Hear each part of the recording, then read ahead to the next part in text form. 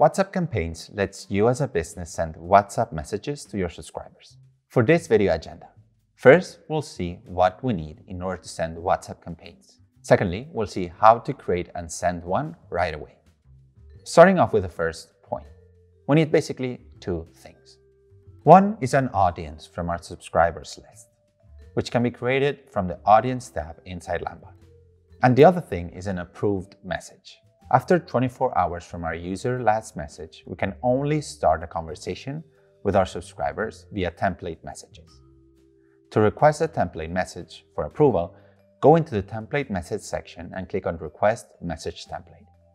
Once requested, it can take between a couple of hours to 1 day to be approved by WhatsApp, depending on the language and use case. Now, once we have those two things, we are good to go.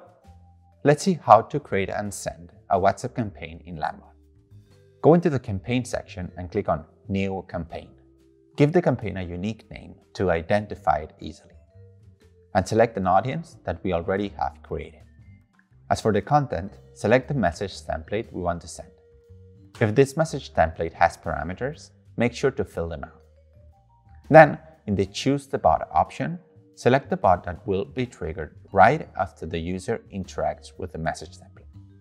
Now, this is optional, but we're able to add custom variables to the audience. Finally, we have to schedule the campaign. We can send it immediately or set a custom date and time. Keep in mind that when sent, it takes around 1 to 5 minutes to arrive to the audience.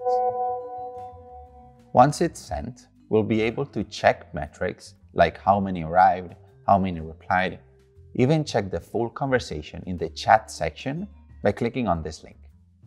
To recap, we saw what we need in order to create WhatsApp campaigns and how to send them.